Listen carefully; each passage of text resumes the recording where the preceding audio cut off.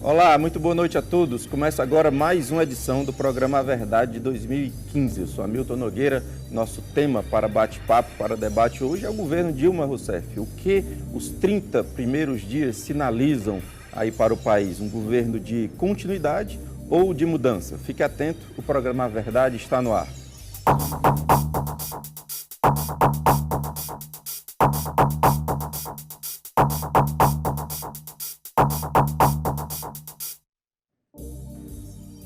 Olá, estamos no ar para o primeiro bloco do programa A Verdade de hoje, falando sobre o governo Dilma Rousseff.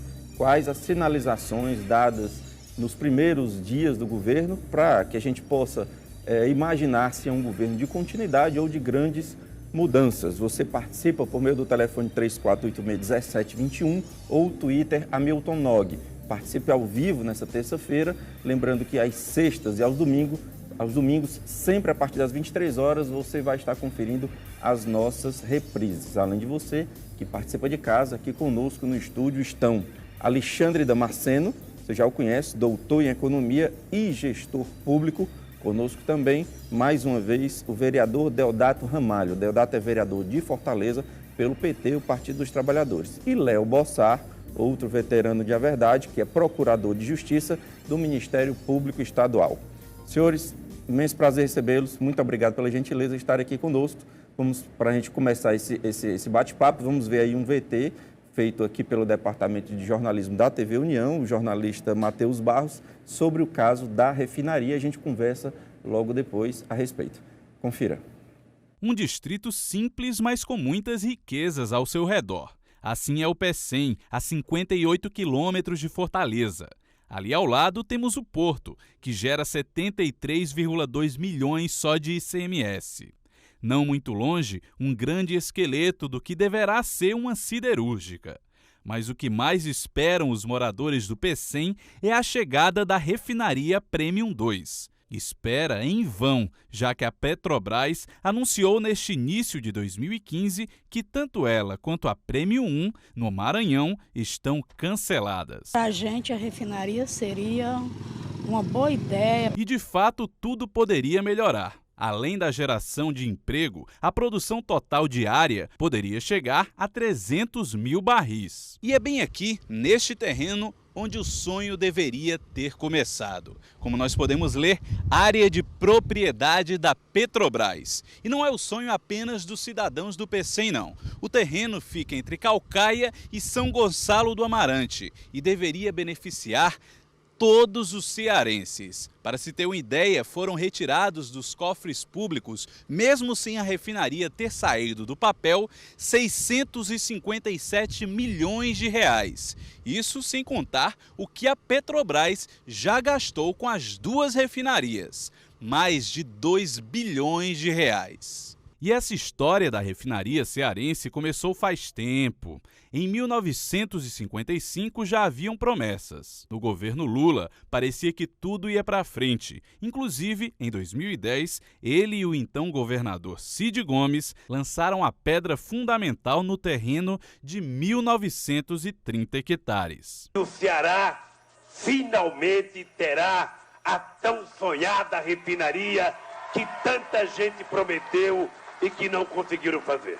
A presidente Dilma Rousseff herdou a promessa que não será cumprida. Apesar de ser aliado de Dilma, o governador do Ceará, Camilo Santana, repudiou a ordem de cancelamento da Petrobras, prometendo buscar explicações. Atitude repetida por praticamente toda a classe política cearense. A refinaria está para além da causa de um partido, enfim, é uma luta histórica do povo cearense e a Petrobras, a despeito de ter assumido um compromisso com o nosso povo, acaba caminhando na contramão dela. Ok, bom, foi uma pancada forte no povo cearense essa saída do projeto. E isso é irreversível, Alexandre? O que a nossa gloriosa bancada federal pode fazer aí? Boa noite, Hamilton. Boa noite a todos os amigos que nos acompanham pela TV União. Você falou no início, Hamilton, a questão de um mês de governo, Dilma, mas na verdade é um mês a mais de 3 governos que se sucedem do Partido dos Trabalhadores, então são 12 anos e um mês, o que já faz com que um cansaço administrativo comece a ser sinalizado. O que nós vemos nesse início de de governo, na minha visão, é uma demonstração evidente de descumprimento de alguns compromissos, especificamente esse da refinaria com o governo do Estado do Ceará e com o povo cearense, e também de algumas promessas de campanha ou de várias promessas de campanha. Nós temos uma sequência de atos e fatos neste mês de janeiro, e alguns que antecederam, inclusive esse ano, já no pós-eleição, que demonstram que houve um esforço muito grande para que fases e etapas e fatos difíceis da vida brasileira, principalmente na área econômica e na área social, fossem de alguma maneira relevados para que não entrassem no debate da sucessão, para que a eleição não fosse contaminada com isso, dificultando então a reeleição da candidata Dilma Rousseff. Especificamente no caso da refinaria, eu acho muito difícil que haja uma reversão desse quadro, até porque a Petrobras se encontra num momento absolutamente crítico. Nós vemos uma companhia que hoje tem mais ou menos 1/4 do valor que teve há alguns anos, que está numa posição de levantar muitas suspeitas aos investidores. Há investidores que entraram no pico e que estão agora com cerca de 10% do valor nominal, não estou falando nem real. Se descontar da inflação, esse valor cai para cerca de 7%, então são muitos brasileiros que estão prejudicados fortemente com isso. E, lamentavelmente, nós vemos uma passividade muito grande da maioria absoluta das nossas autoridades, dos governantes Mesmo nossos. que o Congresso não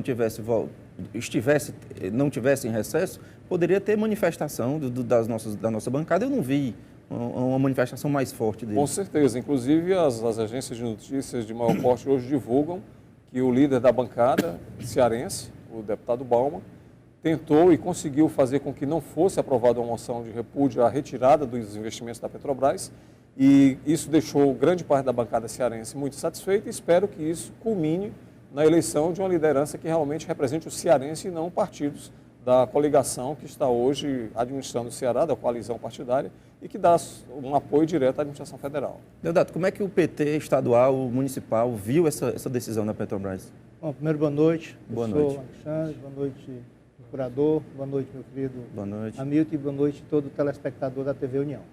Bom, eu penso que, de fato, é muito incômodo, né, esse momento que a gente vive no Brasil, e particularmente nós, que fazemos o Partido dos Trabalhadores, né, temos um certo incômodo com algumas medidas que o governo federal, o governo Dilma, adotou, né, num viés de claro traço neoliberal. Todavia, a gente não pode deixar de fazer um registro de que nós vivemos no mundo, né, desde 2008, me permita aqui, o professor de economia que eu sou, absolutamente leigo aí na economia, nessas questões da macroeconomia sobretudo. Mas, sem dúvida nenhuma, o mundo vive uma grave crise econômica desde 2008. E o Brasil conseguiu, com muita dificuldade, mas conseguiu atravessar essa turbulência toda sem sacrificar desmesuradamente o seu povo. O Brasil conseguiu, nesse período, crescer, conseguiu incluir, né, uma vasta população que estava fora do mercado de consumo, né? Isso é reconhecido por todos os analistas, inclusive com essa proeza de, apesar da crise econômica, ter mantido um nível de emprego elevado. Né? Inclusive, tecnicamente, ainda hoje, né, apesar de toda essa dificuldade, com, tecnicamente, o pleno emprego. A faixa do desemprego aí em torno de entre 5% e 6%. Isso é um fato. E que se projeta em 2015 não se manter, né? É bom que se diga, né? Claro, a crise, aí onde eu vou chegar, né? Evidentemente que nós não poderíamos nós vivemos um regime capitalista, embora a crise não seja só do capitalismo, ao que me parece. A crise ela é geral, né? Em vários países do mundo, a partir inclusive das grandes potências, das grandes economias, como os Estados Unidos, na Europa, a própria Alemanha, que está um pouco à parte, porque é um país muito forte, não tem o mesmo nível de dificuldade que tem, por exemplo, a França, a Espanha, né, Portugal, a Itália. Isso torna irreversível a questão da refinaria. Pronto, aqui no Maranhão? Onde eu digo, é claro que nós temos que ter a consciência sem demagogia. Talvez o grande problema do incômodo que nós temos, que eu também tenho, é o fato de algumas dessas medidas, de fato, serem medidas de traço neoliberal, que a gente não pode deixar como a questão do aprofundamento do superávit fiscal. Agora, é claro que um freio de arrumação todo mundo reconhece que tem que ter. O Brasil não podia ficar aí como essa ilha né, absolutamente imune a toda essa crise que o mundo vive. Embora a gente espere a refinaria desde 55, né, como disse aí na matéria, o que torna até ridículo nossas reclamações do Metrofol, que faz só 25 anos. Mas o freio de arrumação não seria adiar o projeto em 2 anos? O que aí já seria doloroso, mas aí vamos até 2025? Pronto, aí vamos à questão da refinaria, tá? Para além do debate político que, infelizmente, e aí eu não retiro o PT dessa discussão no passado. Por exemplo, quando, nesse período agora dos governos do PT, 12 anos, e aí quero registrar que em 12 anos de governo do PT, nós estamos tendo, eu não digo o primeiro ano, porque estamos no primeiro mês de um ano que se pronuncia difícil pelas medidas que foram adotadas. Acho que nós estamos tem um saldo positivo aí, do ponto de vista, sobretudo, da questão da economia. Certo. Vamos aguardar o final do ano, mas eu acho muito cedo para a gente já estar vaticinando que o ano 2015 será o fim do mundo no Brasil. Tá. Mas voltando aqui à refinaria. Por favor. A refinaria que vem sendo prometida neste país desde, já foi colocado aí, há 60 anos. Quando eu vejo, por exemplo, segmentos da política, hoje liderados pelo senador Tasso Gereissati, eu participei da campanha do senador Tasso Gereissati em 1986, eu era da executiva regional do PMDB. Tanto naquela eleição, como em todas as eleições seguintes do grupo do Tasso Gereissati, nas suas eleições e de quem ele apoiou, estava lá a refinaria, estava lá a siderúrgica, estava lá a Itataia e estava lá, esqueci agora o outro. Esses 4 grandes megaprojetos que eram colocados. Isso não minimiza a crítica que o povo deve fazer ao fato de nós, e aí é o incômodo para nós, que nós também prometemos que de fato a refinaria ia sair agora nos governos do PT. Me parece, aí é onde eu quero concluir dizendo, que essa questão do cancelamento, evidentemente que no curto prazo, com certeza, eu não digo cancelamento, mas acho que uma suspensão, isso não retira a nossa luta. Hoje nós, a bancada do PT, aqui da Câmara Municipal, comigo, o vereador Acris, o vereador Ronivaldo e o vereador Vicente Pinto, apresentamos uma moção de inconformação e de crítica a essa decisão. Todavia, eu coloquei isso na discussão da bancada, quero dizer que, de fato, tem um problema que a gente tem que reconhecer. Existe um artigo que foi feito aí na época da eleição do Pinto. Posso passar a palavra? Eu volto para você, porque eu ouvi o Léo aqui. É só para eu concluir essa questão de um artigo que é muito interessante, os economistas sabem disso, que é assim... Tá. É a economia idiota. É a economia estúpida, o famoso, né? O famoso Léo, é a economia qual a sua idiota. leitura? Aliás, tem uma declaração sua que eu não entendi. É apenas impressão, mas sinto um clima de baile da ilha fiscal no Brasil. Queria que você explicasse o que foi isso. Bom, eu só quero só pegando aqui o mote aqui do vereador, eu acho que tem uma diferença entre promessa e compromisso. Existiam promessas. Certo. Nesse momento, nós não vivíamos mais da promessa de 50, 60, nós vivíamos de um compromisso com de dinheiro gastos já com dinheiro colocado. Público aplicado, que é bem diferença. Uma coisa são outros governos dizendo, nós vamos tentar trazer uma refinaria. Outra coisa é ter um terreno, ter gasto, eu sei, uma população indígena que foi retirada de sua área. Quer dizer, é bem diferente do que existiu no passado de promessa. O que é que eu digo? Que existe um sentimento, um clima do baile da ilha fiscal. Quem viveu aqui o período Collor, lembra como começou o sentimento da população. Quando eu vejo agora a grande parte dos ativistas políticos, principalmente nas mídias sociais do PT, estão sumidos das mídias sociais. Quando eu vejo um ministro do Supremo Tribunal Federal, que sempre esteve ao lado do governo, já dando decisões contrárias ao governo, quando eu vejo a presidente da República perdeu a presidência da Câmara Federal, né, da Câmara Federal. Em primeiro turno. Em primeiro turno. Então, o que é que eu vejo? Eu vejo o barco fazendo água. Fazendo água por quê? Porque já tem gente saltando fora disso. E saltando fora porque sente que o vento está virando. O que é claro que houve, existe um termo jurídico, que é fruto de um projeto de lei do deputado Nilson Leitão, de um projeto de lei de 2012, que chama-se estelionato eleitoral. O que é que eu digo estelionato eleitoral? Concordo com tudo que o vereador que disse, realmente era um momento de ajuste, mas jamais o PT defendeu isso antes das eleições. Não vão me dizer que houve algum fato novo da véspera das eleições para cá. Não houve nada, não houve nenhum fato novo. Então não vem me dizer assim, quando a presidente usa um termo bastante forte, que é nem que a vaca tussa, é um termo muito forte. Quando seguir, nem que a vaca tussa, jamais eu farei isso. Bom, quando você fala em baile da ilha fiscal, você está falando então de uma derrubada, de um impeachment, exato, que é o mecanismo hoje constitucional. Exato. Eu queria saber da leitura do Alexandre a esse respeito. Se pode culminar no processo de impeachment?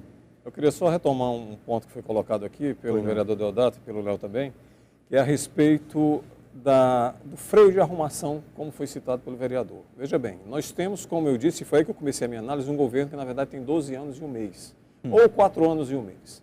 Seria esperado que houvesse um freio de arrumação inesperado, né, assim, com surpresas, se fosse um novo governo que não tivesse os dados econômicos, que não tivesse os dados administrativos, que não soubesse do que estava acontecendo dentro das suas estatais, dentro da própria máquina da administração direta. Só que nós precisamos acabar com essa história no Brasil de que eu não sabia. Que a presidente não sabia, que o ministro não sabia, que o presidente das companhias não sabia, que o conselho fiscal não sabia. Isso acontece nos governos estaduais, acontece nas prefeituras municipais, inclusive nos legislativos. Não posso tirar o legislativo disso aí. Porque, afinal, os legisladores estão lá para fiscalizar também. Então, quando você fala de um freio de arrumação, no momento em que já deveriam ter sido antecipadas uma série de medidas preventivas, e isso não aconteceu, eu faço coro com a questão do estelionato eleitoral. Porque claramente no ano passado se disse que não ia haver tarifaço, que as contas estavam em dia, que não tinha nenhum motivo para preocupação com a Petrobras, que não havia motivo para se preocupar com as contas externas. E o que nós vimos após o momento eleitoral? Essas coisas todas vieram numa erupção seguida, nós não tivemos só um nem dois eventos. De outubro para cá nós tivemos vários eventos, acho que já passa de uma dezena, estamos próximos dos 20 eventos, que demonstram isso claramente, que o discurso de campanha era a prática está sendo outra, prática essa que era atribuída ao caso da oposição ganhar a eleição. Vocês acreditam que, inclusive, com essa composição nova de diretorias de mesa e de presidência de Senado e Câmara, pode haver um processo de impeachment? Pelo menos abrir o processo? Vocês acreditam nisso? Primeiro, vamos aqui para eu concluir meu raciocínio em relação à questão da refinaria. Quanto tempo nesse bloco? Só tenho 30 segundos nesse bloco. É rápido, só aí depois eu volto a esse assunto, que eu acho assim, um certo arriscado, isso que está sendo colocado aqui, como dentro de um processo democrático, por conta de um problema de uma crise econômica, alguém falar em impeachment. Eu acho extremamente fora de propósito, depois eu explico por quê. Mas em relação à refinaria, tem um dado econômico que é fundamental. O mundo hoje tem uma super oferta de óleo, todo mundo sabe disso. A OPEP, que comandava tudo, que hoje, com a produção dos Estados Unidos, inclui com a exploração do xisto, a questão do pré-sal aqui no Brasil, obviamente que teve por parte desses grandes produtores de petróleo uma ação direcionada, orquestrada para impedir isso. Por isso é que o preço do petróleo caiu, vem caindo, e mesmo assim a OPEP continuou a empurrar muito óleo, os Estados Unidos produzindo, inclusive para tentar também, na mesma linha do Brasil, de tentar realmente ser autossuficiente e passar até a exportar, etc. E isso é um fato. A economia, aliás, eu não sei, o doutor Alexandre sabe melhor do que eu isso. Quem não estiver reconhecendo isso é porque está politizando a discussão. Ela tem que ser politizada. Só um minutinho, por favor, doutor Léo. Evidentemente que isso é um componente. Eu quero dizer que, inclusive, aí, tudo bem, nós podemos até criticar não apenas os governos do PT, mas os governos anteriores, agora acho também uma brincadeira, essa de dizer que antes era promessa e agora é compromisso. Evidentemente que ninguém ia investir um dinheiro sabendo que, premeditadamente, achando que depois ia voltar atrás e não ia fazer a refinaria. Isso não é sério. Tenho que interromper aqui, volto com a resposta do Léo, tá? Mas precisamos fazer agora um pequeno intervalo, 34861721, ou Twitter, Hamilton Nog. Até já.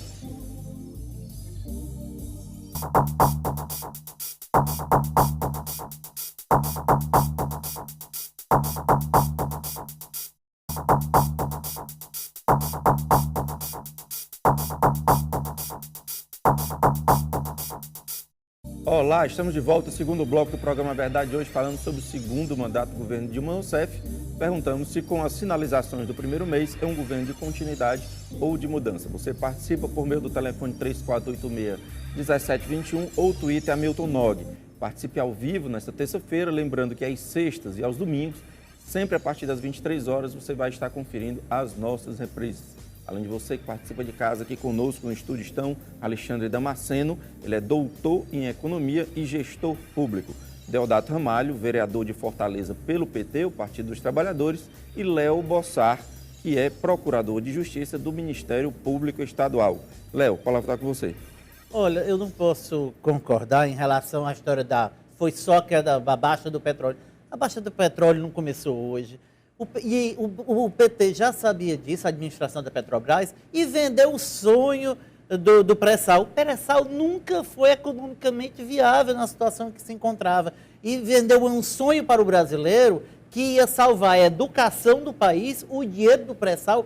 Os políticos e todos os estados brigaram por um dinheiro que não existe e que não vai sair tão cedo. Nós temos um projeto de um combustível natural, nosso álcool, todo o projeto que o Brasil estava se destacando. O Brasil que era vanguarda o planeta, né? E respeitado. O Brasil retrocedeu nisso com um sonho de um pré-sal que não é economicamente viável. E fora o preço do petróleo, a própria Petrobras reconhece, o Tribunal de Contas da União e todos os órgãos de controle, houve investimentos absurdos e desvio de dinheiro. Então, eu não posso dizer que a queda do petróleo, que a OPEP é responsável pela crise da Petrobras. Eu aproveito para lhe perguntar se eu quero só repetir. Na minha boca, eu não disse que a OPEP é responsável por crise de Petrobras. Que baixou.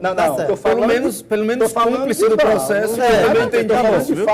Mas eu pergunto aqui para o Léo se essa nova composição da Câmara realmente facilita esse processo de impeachment. Claro, e até porque, o que é que eu digo?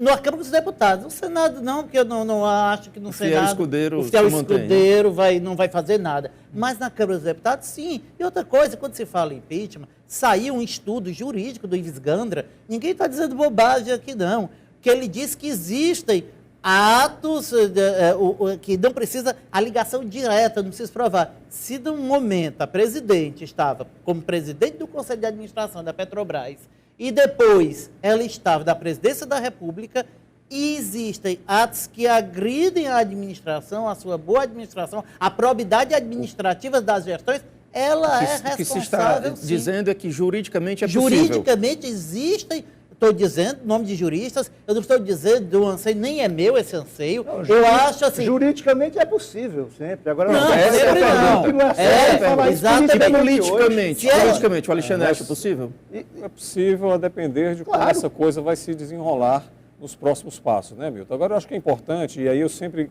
encontro com muitas pessoas que assistem o seu programa, e as pessoas destacam muito o aspecto didático que é tratado aqui. E eu queria falar um pouco dessa questão da crise que hoje nós temos instaladas, né? Nós conversamos durante o ano passado, em diversas ocasiões aqui, sobre medidas que deveriam estar sendo tomadas pelo governo federal e pelos governos estaduais e estavam sendo relegadas propositalmente ou por desconhecimento. Qualquer das hipóteses é negativa. Se for por desconhecimento do governante, isso é muito grave.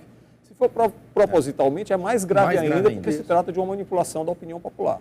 Então, veja bem, nós temos hoje 3 pontos focais de crise aqui. Essa questão da corrupção na Petrobras, que envolve diretamente a crise dos combustíveis fósseis. Nós tivemos, no ano passado, o levantar dessa questão do que ficou conhecido como caso do Petrolão, e nós vimos dezenas de panos mornos sendo colocados pelos deputados e senadores governistas, por ministros, dizendo que isso não existia, que isso era uma fachada, que isso era uma pirotecnia eleitoral e que isso ia se mostrar absolutamente inexistente, assim como foi o caso do Mensalão, que desembocou há 2 anos atrás, né? Então, nós tivemos um retardar dessa questão, atrasando muitíssimo, inclusive, a investigação. A Petrobras controlando artificialmente o preço dos combustíveis. Por isso esse aumento agora é tão grande? Por isso esse aumento, porque você tinha contraditoriamente um dólar muito mais alto e um petróleo muito mais caro, que a Petrobras comprava muito mais caro e vendia mais barato para que a inflação não estourasse. Deixa eu lhe fazer aqui um parêntese, só a título de esclarecimento. Caso esses preços administráveis não tivessem sido artificialmente modificados, nós teríamos condição de caixa hoje, por exemplo, para a refinaria? Poderia? Certamente. Isso é irresponsável essa ilação? No que diz respeito à situação de caixa, isso não é fantasioso o que você está dizendo. O caixa da Petrobras estaria muito melhor, porque os preços flutuantes, o que varia com o mercado internacional, como o petróleo, por exemplo, ele pode subir e pode e deve descer. No momento como esse, que o petróleo internacional está caindo, como o vereador Deodato está colocando, a gente deveria estar experimentando no Brasil uma queda do preço dos combustíveis. Por que não está verificando Mesmo que tivesse isso? passado por um período amargo dele um pouco maior. O que está acontecendo, na verdade, é que a Petrobras ficou impedida de exercer o preço correto na refinaria, para que as bombas pudessem repassar, por uma questão essencialmente política, para que a inflação não acontecesse, a inflação não estourasse. Então, hoje nós estamos pagando uma gasolina muito mais cara, considerando o preço anterior e considerando mais ainda a queda do barril e a alta do dólar. Porque houve um período de negligência da administração do preço dos combustíveis para viabilizar o controle artificial da inflação. Isso é responsabilidade direta. Pois não.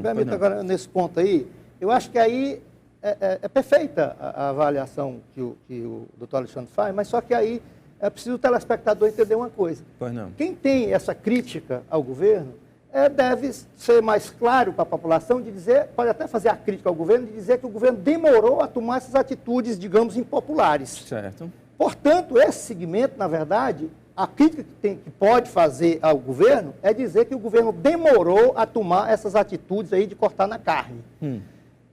Que o governo, portanto, teria atrasado essas medidas. É por isso que eu digo, nós estamos com 12 anos dos governos liderados pelo Partido dos Trabalhadores. É importante dizer isso. Não é o governo do Partido dos Trabalhadores.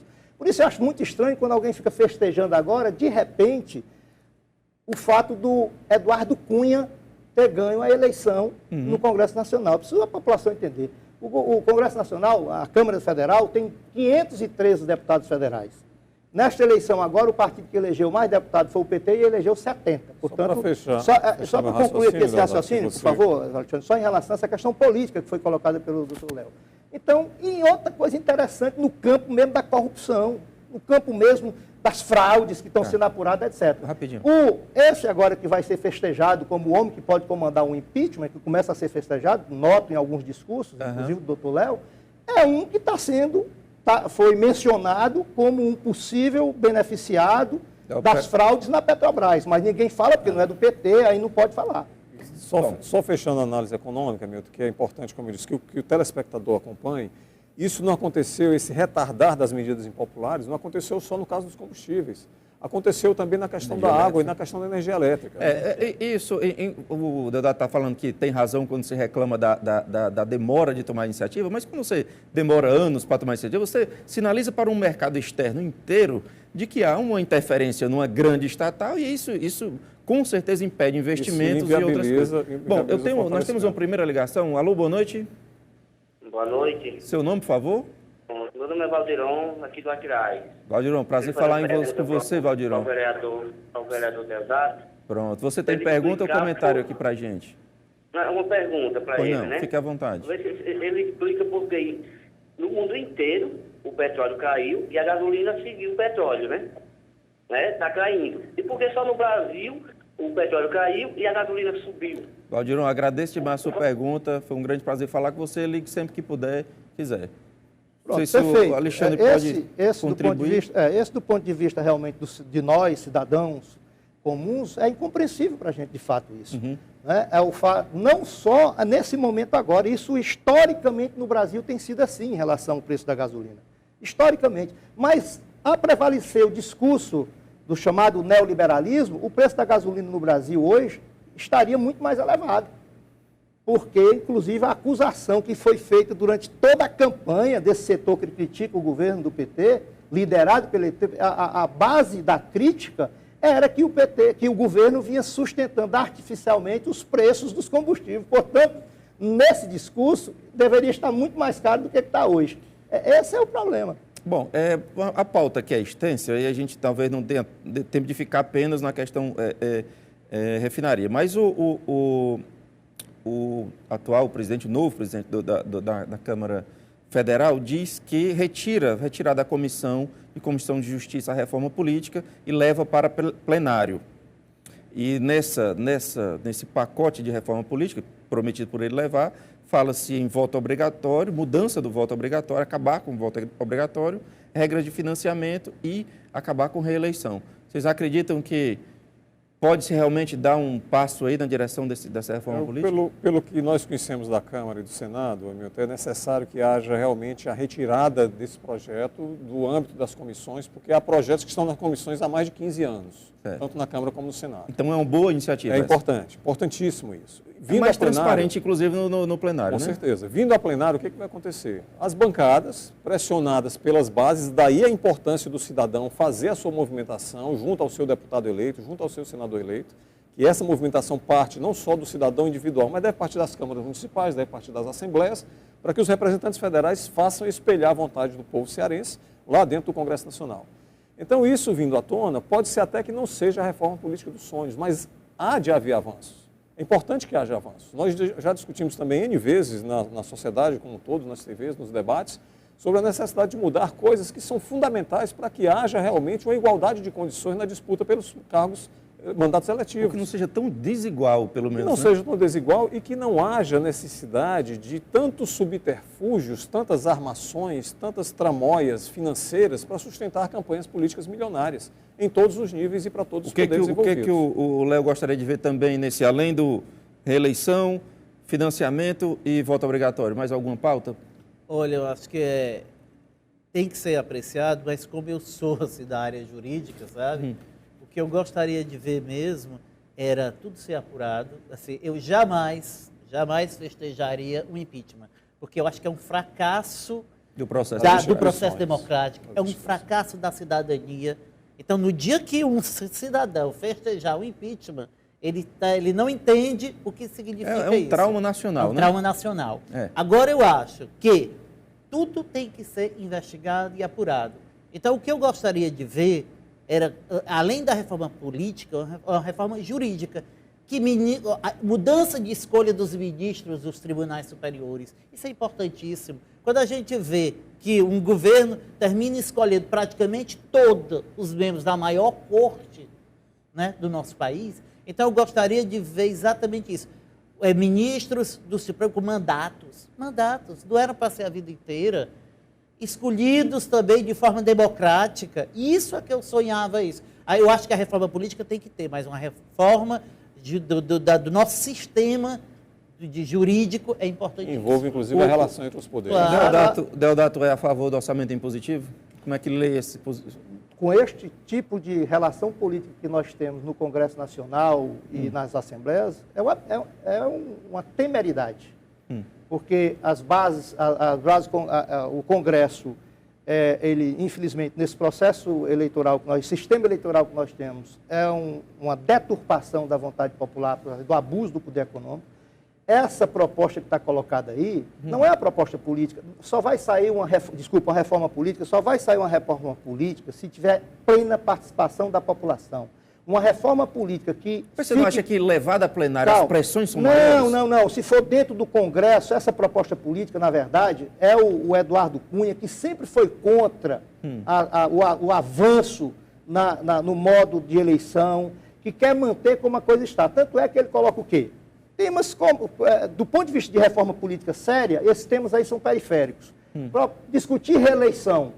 Reeleição não é necessariamente um mal. Depende do sistema político que você tenha, inclusive rediscutir, afastar. Não é o mais importante no momento. Importante. Aí ele diz financiamento, sim. Ele é contra o financiamento público de campanha, é um dos principais pontos de lança.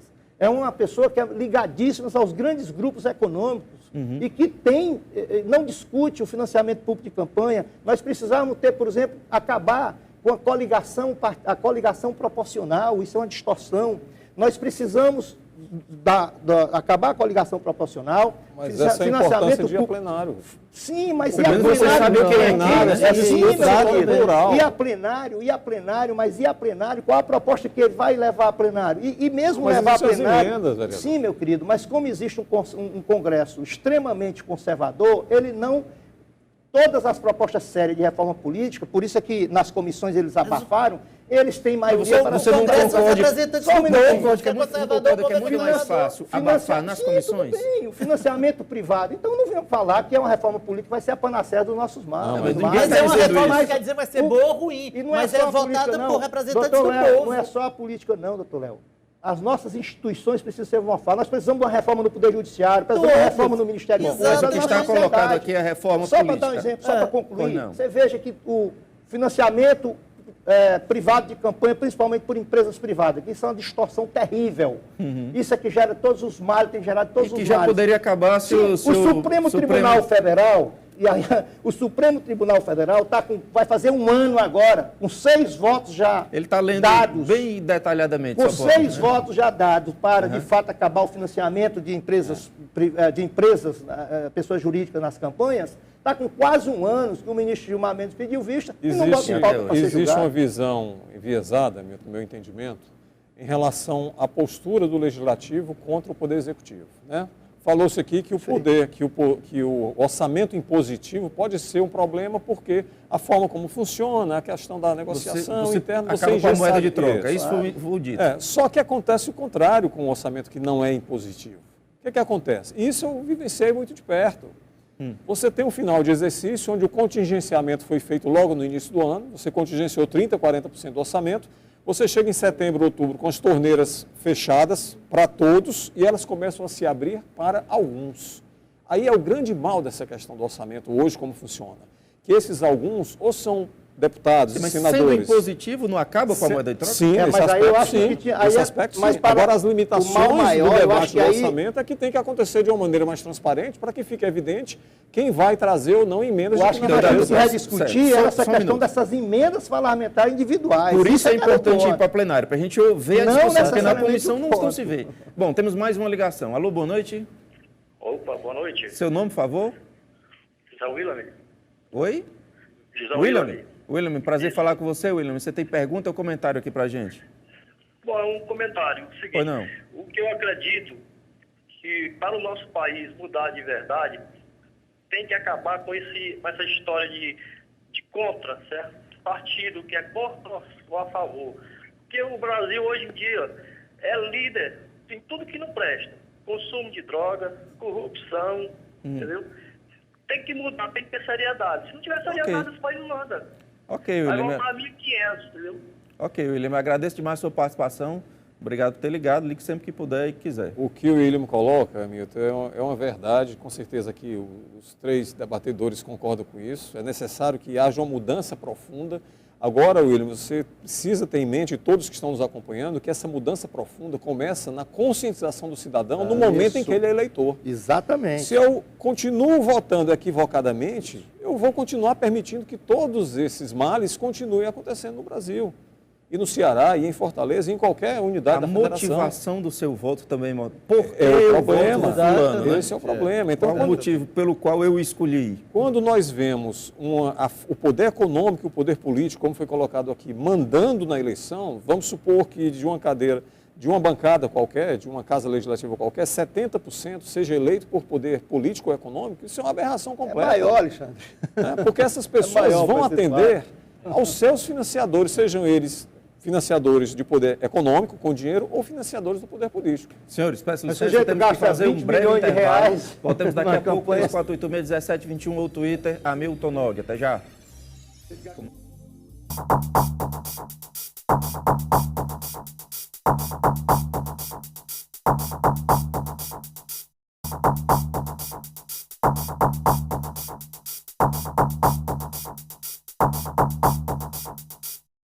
Olá, voltando ao terceiro e último bloco do programa Verdade de hoje, falando sobre o governo Dilma Rousseff, os 30 primeiros dias, o que sinaliza, como será 2015. Você participa, 3486-1721 ou Twitter, Hamilton Nog. Participe ao vivo nesta terça-feira, lembrando que às sextas e aos domingos, sempre a partir das 23 horas, você confere as nossas reprises. Além de você, participa de casa. Aqui conosco no estúdio estão Alexandre Damasceno, doutor em Economia e Gestor Público. Conosco também Deodato Ramalho, vereador de Fortaleza pelo PT, e Léo Bossar, procurador de Justiça do Ministério Público Estadual do Ceará. Alexandre, o que os 3.522.225 eleitores cearenses que votaram na Dilma podem esperar aí 2015 ainda de mudança? Veio o pacote de maldades, virá um pacote de bondades? Já foi ensinado por Maquiavel há muito tempo que as maldades precisam ser feitas juntas, né? E que nesse momento o governante esteja o mais distante possível da mídia e dos aspectos. que gerem maior polêmica. Estar distante da mídia não é problema para presidente, né? Então, veja só, eu acho que realmente a gente teve do mês de outubro do ano passado para cá uma série de notícias ruins que, por uma questão ética política, no meu entendimento, já deveriam ter sido levadas à população anteriormente. Isso em todas essas crises que nós estamos vivendo. E acho que não adianta mais agora a gente apenas buscar os culpados. Os culpados têm que ser buscados em todos os casos. Na questão da negligência das agências de controle, das agências controladoras da questão da água, da questão da energia. Nunca funcionaram a contento. Nunca funcionaram, sempre estiveram muito na sombra do poder para não contrariar, até porque os conselheiros são, via de regra, levados para lá por indicação essencialmente política. Então nós vimos a questão da água ser politizada na eleição passada, dizendo que a culpa era de São Paulo, quando na verdade não é só de São Paulo, e quando na verdade não é só dos governos estaduais, é das agências que controlam isso tudo. E a gente vê que isso tem uma consequência anterior, que é o próprio desmatamento da Amazônia, a questão do aumento da temperatura, o aumento da população. Então tudo isso é muito sistêmico, sabe, amigo? Então quando você fala dos eleitores cearenses que votaram na presidente Dilma, o que eu acho que devem fazer, além de ter o jus esperneandi, né, o direito de espernear, eu acho que é fazer uma fiscalização intensa dos seus parlamentares para que eles possam, uma vez derramado o leite, como se diz popularmente, chamar o gato para beber. Ou seja, as medidas foram tomadas? Foram porque eram necessárias. Onde eu acho que está o erro? Não nas medidas que foram tomadas. Eu acho que tem dois erros. O primeiro é o calibre dessas medidas. Por exemplo, o que foi feito com o seguro-desemprego, em alguns momentos, em algumas situações, foi exagerado. Mas na maioria das medidas foi correta, porque há muita fraude no seguro-desemprego. Há muita manipulação do Instituto do Seguro-Desemprego. A questão das pensões, acho que houve um erro de calibragem nisso aí. Porque imagine dois idosos que só um tem renda. O pensionista que ficar só com 50% tem despesas que são fixas, de moradia, etc. Então, isso é preciso ajustar. Então, acho que é preciso que a opinião pública esteja vigilante para que o Congresso Nacional faça de maneira competente e apolítica o calibre dessas medidas, eliminando aquilo que é exagerado, colocando outras coisas que vão ser necessárias, como, por exemplo, o controle dos gastos do governo. Não se falou ainda em cortes objetivos, em diárias de passagens, em contratos que estão superfaturados, né? Custeio da máquina. A que se fala em criação de ministérios até a ainda, título né? de exemplo, né? de cortar na carne. Léo, pronto, em relação a essa questão aí, o que você espera aí de mudança? Porque assim, eu imagino que nós tenhamos, pelo menos esperamos um pacote de bondades, no entanto, pode ser atropelado pela Lava Jato, que daqui a pouco começa a vazar os nomes, a mostrar os nomes. E aí, o que esperar? Eu lembro bem, no primeiro semestre do primeiro mandato da presidente Dilma, quando ela começou a exonerar ministros com denúncias de irregularidade. E aquilo teve uma popularidade imensa, muito grande. Eu espero que nesse momento, hoje saiu a história que possivelmente a presidente da Petrobras vai sair, né? Sim. Porque, finalmente a presidente cedeu. O mercado de ações, inclusive, já reagiu. Isso é um anseio da população, isso é um anseio do eleitorado brasileiro, isso é um anseio do mercado internacional. Diz que as ações aumentaram 13% só com o anúncio da possibilidade dela sair da Petrobras.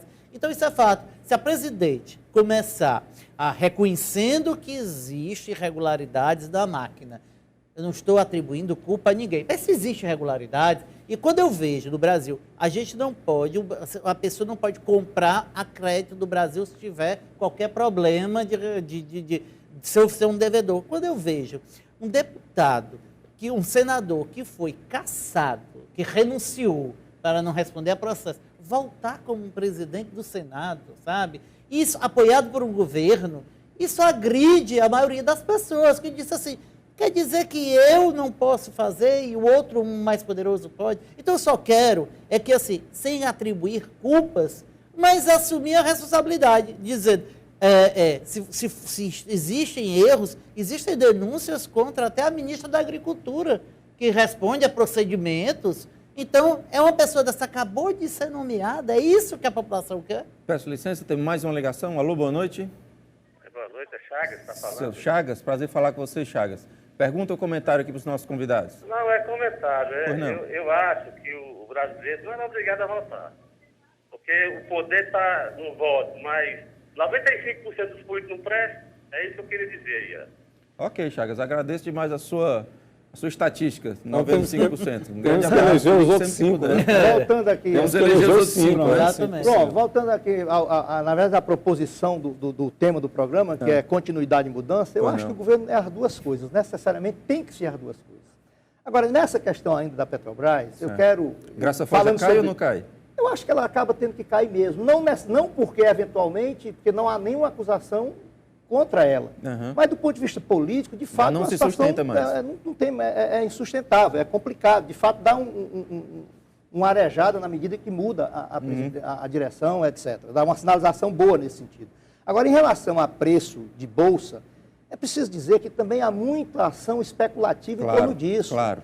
Enquanto muita gente aí está dizendo que está pregando irresponsavelmente que a Petrobras está quebrada, que a Petrobras está se acabando, o George Soros, grande especulador, né, que inclusive já quebrou alguns países, que joga como ninguém, comprando o que pode de ações da Petrobras. E ele não é de dar murro em ponta de faca, ele não é de jogar dinheiro fora. Então, esse é um ponto. A gente também sabe que um boato é capaz de mexer no mercado de ações forte para cima e para baixo. A outra questão que eu acho que, de fato, e aí sim a mudança que já vem acontecendo em relação ao... Eu digo muito na questão da corrupção no Brasil, doutor Léo, que o que mudou no Brasil em relação à corrupção não foi a prática da corrupção. O que mudou no Brasil em relação à corrupção, e eu não quero nem atribuir ao governo, o que mudou em relação à corrupção no Brasil foi que agora tem mais investigação, o empoderamento do Ministério Público, que em alguns momentos acho até que há um certo exagero do Ministério Público, na medida em que, por exemplo, diz fulano está acusado, está culpado. Há muito esse conceito hoje, lamentavelmente, construído na sociedade brasileira a partir de algumas ações do próprio Ministério Público. Eu acho isso ruim para a democracia. O Supremo Tribunal decidiu agora, corretamente, uma coisa muito elementar, que está na Constituição Federal, que é o princípio da presunção de inocência. No Brasil é o seguinte, o princípio inverteu, agora é presumivelmente culpado até que prove que é inocente. Alexandre, agora, só por exemplo, nessa questão da corrupção, agora mesmo aqui em Fortaleza, eu apresentei, Alexandre, um projeto de lei que é muito importante, não vejo ninguém se interessar, já discuti, já avisei. Sabe o que é? Que uma das fontes de corrupção desse doleiro da Petrobras, o Youssef, era, por exemplo, fazer achaque a credores da Petrobras para furar a fila e receber o dinheiro mais rapidamente. E você quer estabelecer uma fila? Eu apresentei aqui no município, aliás, do debate... Eu cheguei a ler aqui mas essa proposta. Mas o pessoal equivocadamente, inclusive o Edmir, meu querido amigo Edmir, ele se equivocou. Aquilo não tem nada a ver com precatório. O que eu estou colocando, aliás, está na lei de licitação, é que a Prefeitura de Fortaleza realize o pagamento dos seus credores por ordem cronológica de exigibilidade, porque isso é uma simples fonte assim, de corrupção simples. Aí, por não ser assim, facilita a intermediação ilícita, propinas... Quero saber do Alexandre se é sobrepreço em muitas das obras públicas, muitas vezes, não é nem por fraude, Vamos girar a palavra aqui. O sobrepreço, às vezes, acontece porque o cara não sabe quando é que vai receber. Deodato, eu quero saber do Alexandre se essa ideia é boa para a pátria educadora. Aliás, só para concluir, eu quero subscrever a fala anterior dele, viu, do Alexandre? Eu acho que é naquilo ali mesmo. Nós temos medidas que são muito simples, que podem ser tomadas no geral, e que não são assumidas por parlamentares no nível federal porque contrariam diversos interesses. Como, por exemplo, não tem nada mais simples do que um portal nacional de licitações. E ninguém encampa uma ideia dessa no nível federal. Quer dizer, se toda licitação do menor município do Brasil for para um portal nacional e se tiver uma ferramenta que o fornecedor possa pesquisar pelo item que ele vende... Se for o preço dele mesmo, quem foi que deu o preço maior? Não, até para que ele saiba que está sendo comprado aquilo. Mas o pregão ainda tem uma divulgação muito restrita porque ele não tem um alcance nacional. Mas o pregão eletrônico, ele...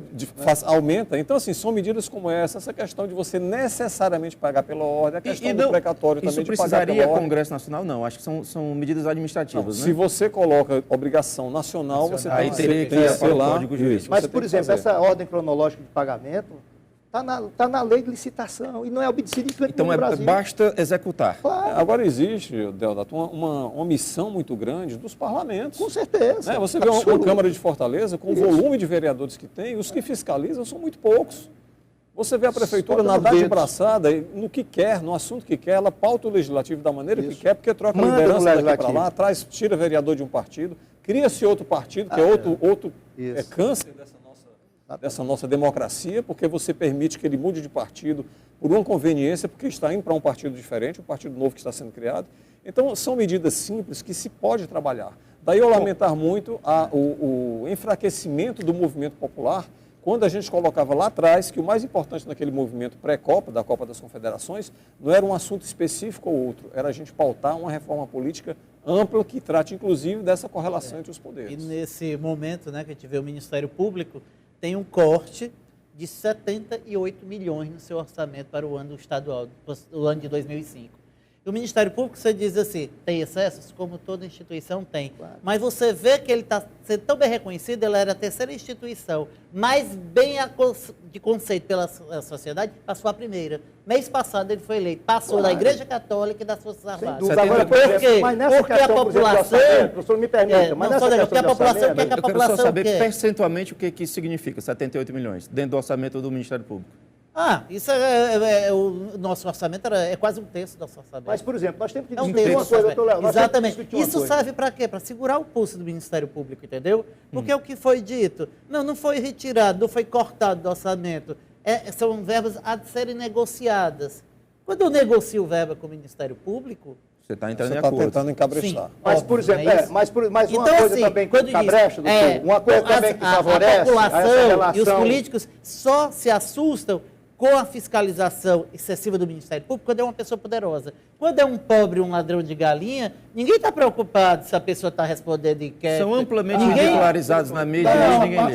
Quer dizer que mas a minoria, mas a grande...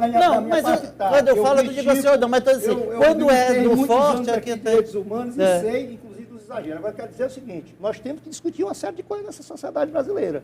Por exemplo, eu não acho justo que nem o Poder Judiciário e nem o Ministério Público, né, antes mesmo da decisão nacional de estabelecer um auxílio moradia de até 4.300 e poucos reais por mês para auxílio moradia de juiz e de Ministério Público. Eu acho isso um absurdo. Por quê? É um absurdo. Porque as forças políticas recebem também, né? Não. Porque o professor... Como não recebe?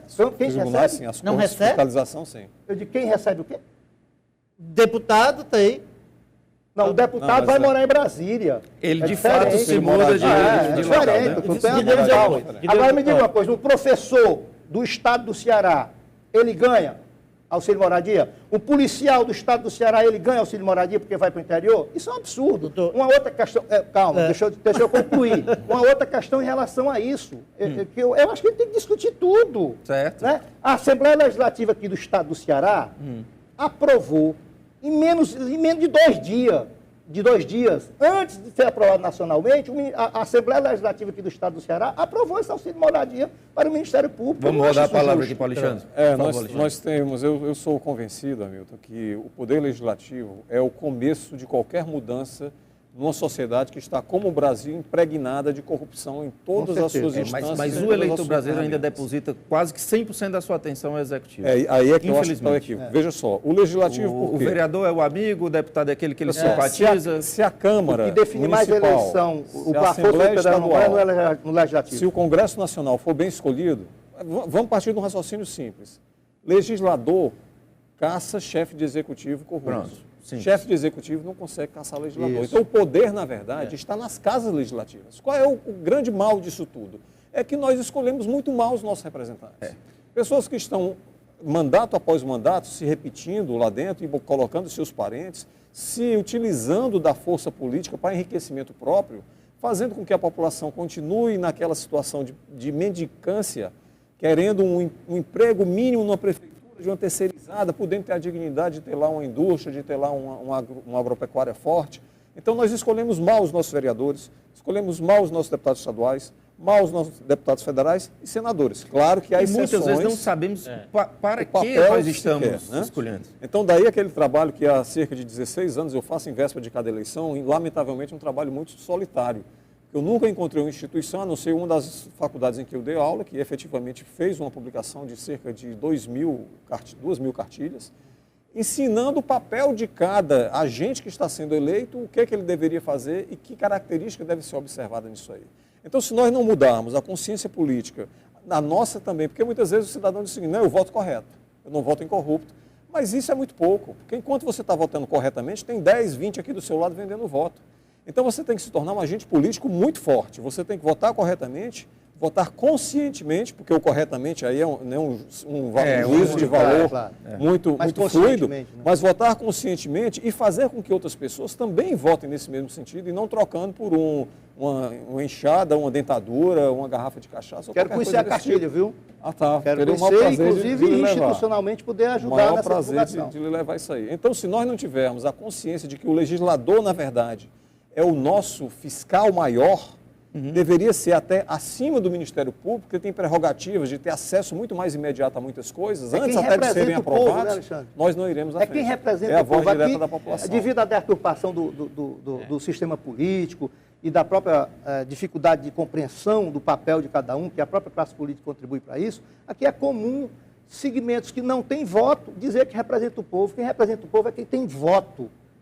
Não tem ninguém eleito no Brasil, nenhum cargo eletivo no Brasil é nomeado, é eleito pela população. Infelizmente, como não tem representado, como é que foi dito aí, aparece um ouvinte e fala que 95% dos políticos são desonestos, como eles não têm representado como deveriam, o Estado está precisando de defensores da sociedade, que seria o Ministério Público, né? Porque os defensores da sociedade, o Ministério Público cumpre esse papel. Agora, eu estou falando de representação popular. O Ministério Público não é votado. Quando você fala a história do auxílio moradia, concordo. O auxílio moradia tem uma base legal que nós somos agentes políticos. E os agentes políticos, por que se paga? A lei determina que todo promotor, juiz, deveria ter residências oficiais. Onde desenvolve. Porque não é porque eu sou daqui, existe gente que veio fazer o concurso do Brasil todo, não é isso? Não quer dizer que quem mora em Fortaleza seja de Fortaleza. Mas deveriam ter as residências oficiais. Não existem residências oficiais. Mas você é obrigado a fazer o concurso para Fortaleza? Não, exato. Onde existe... Tem que pagar bons salários que já se pagam. Exatamente. Onde existe, era para receber, era para ter... Não recebe. Então, onde tiver residência oficial, a pessoa não recebe o auxílio moradia. O senhor vai me dizer, tem fundamento legal? Tem. Você acha correto? Sim, claro que tem fundamento legal, doutor. Mas não é moral, não é ético, não é social. Como as verbas de gabinete dos políticos. Não, depende da verba de gabinete utilizada dentro da lei, é ético. E para o desenvolvimento, se alguém frauda, se alguém furta, aí é outra história. Diminuindo o tempo das considerações finais dos senhores.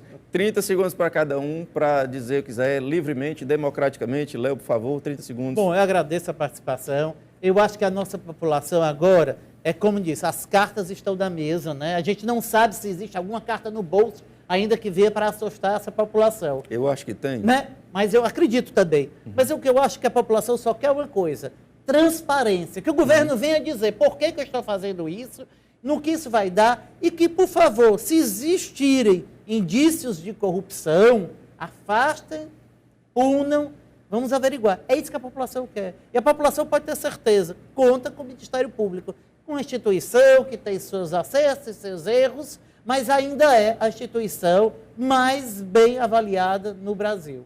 Obrigado. Deodato, por favor. favor. Eu acho que, de fato, é um momento importante que a gente vive na vida nacional. E repito, e aliás peço a todo mundo que quiser pesquisar em relação a essa questão do tema corrupção, que acaba sempre fluindo para ele, verificar em toda a história do Brasil qual foi o período que nós, de fato, tivemos a população podendo acompanhar, podendo saber o que é que está acontecendo, gente sendo já investigada e sendo punida.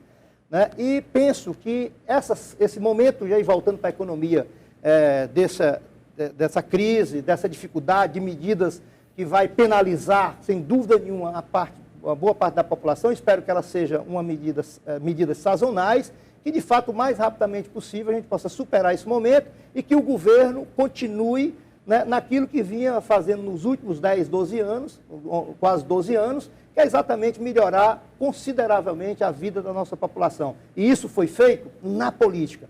O mal não é a política, o mal são os maus políticos que muitas vezes são alimentados pelos eleitores menos cuidadosos em relação a essa questão ética.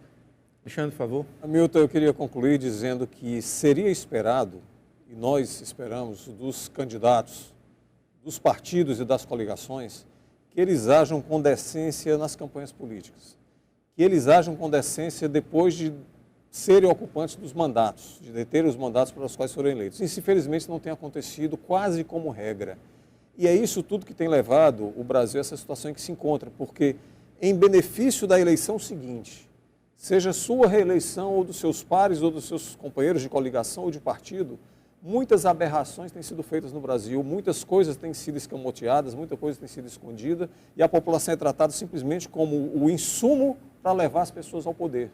Isso tem que acabar. Se os nossos políticos não estão tratando com decência a população, eu deixo o apelo a todo mundo que está em casa assistindo que nós escolhamos outros representantes, que nós escolhamos outros políticos, que demos peso àqueles que estão aí já colocados, que já demonstram uma atitude coerente e ética e que busquemos outros para que nós possamos efetivamente passar uma página do Brasil adiante, porque senão nós vamos estar a cada 4 anos discutindo novas surpresas, novas armações, novos estelionatos eleitorais e isso não vai levar a população a nenhum lugar melhor do que nós estamos aqui, pelo menos é o que eu imagino, pelo contrário.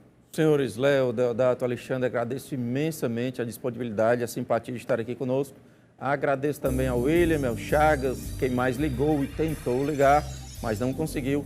Terça-feira que vem o A Verdade volta com outro debate, outro tema de assunto, um assunto importante que reflete no nosso dia a dia. Um grande abraço e até semana que vem. Tchau.